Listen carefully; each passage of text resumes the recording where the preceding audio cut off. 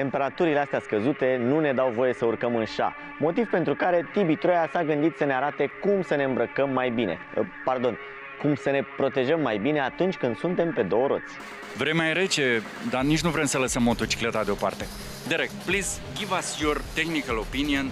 What sort of equipment should a beginner choose for this cold season?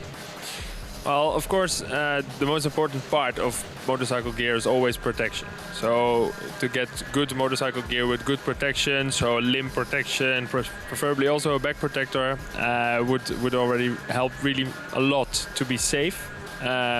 But of course, aside from being safe in the winter, you want to have a nice and warm clothing. Depending on how far you're traveling, the longer the distance is that you are riding and the longer you are on the bike, the more weather protection you need. So what we advise is to get the right layers, let's say. You've got the outer layer that needs to be protective from the rain in this season. But then on the inside, of course, you need to have a thermal liner that is isolating, that keeps the warmth to you, but it also needs to be very breathable. If it's breathable, transpiration can go outside, and that will keep you dry as well. And when you are dry, you're more comfortable and more warm. Și ca să înțelegem mai bine despre ce e vorba și să aflăm explicațiile, am trecut la exemplele în natură. Derek, it's your turn. I will explain. What you see here is, let's say, the top of the line winter jacket that we have, and the top of the line jacket enables you to stay comfortable for the longest of times when the weather is bad. In order to stay comfortable, this is a laminated outer shell, and with laminated it means that the membrane is directly connected to the outer shell, so water will not sit in the jacket. Normally if a drop of water falls on top of the jacket, it goes into the jacket and the jacket becomes moist. By laminating the membrane, the water will just drip off, so it won't be picked up by the outer shell. That's already your first, let's say, advantage in the winter, because the water will not get into the jacket, so the jacket does not get really cold. I will interrupt you for a technical question because it's my curiosity. For how long does this membrane resist and you are not obliged to wear a special rain gear? Always. Always? Yeah, it's Gore-Tex membrane, so it's a really high qualified membrane, and it's laminated directly to the outer shell. So there will be no water pickup. So you don't need an extra jacket to get the water outside, let's say. O geacă bună are nevoie și de mănuși, dar când am ajuns în zona mănușilor sunt pierdut. Derek, please give me some explanation because I'm lost. I don't know the meaning of these figures. Well, we have a lot of we have a lot of gloves that we offer, and it all depends on what your preferences are, and if you, let's say, what is your riding style? Do you ride for longer times or shorter times? If the weather gets really cold and you have to ride for a long time, you're looking for the warmest glove. And if you have a really warm glove, it often adds a bit of thickness to the glove. So, of course, more insulation, so that's more warmth.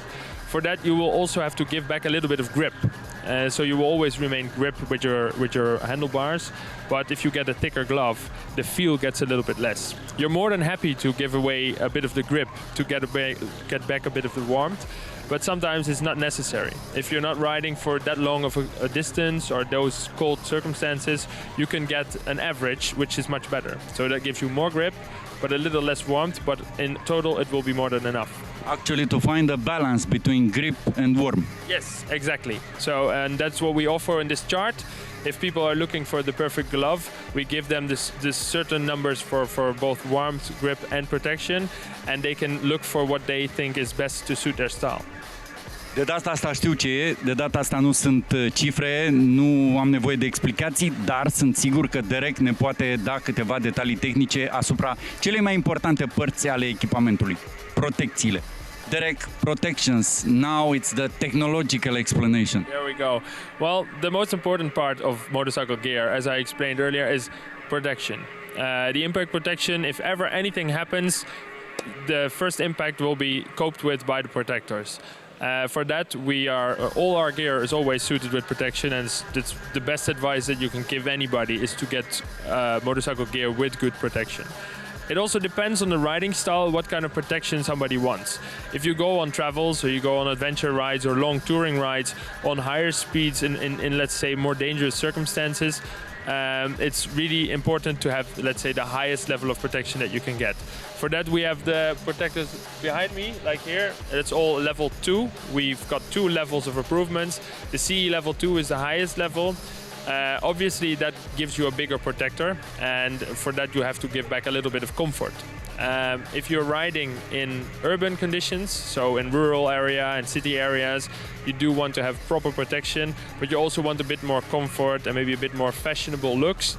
For that, we have the CE level 1 approved protectors. Level 1 is already a high level of protection that you get, but because it's more flexible and it's a bit thinner, it gives you more comfort.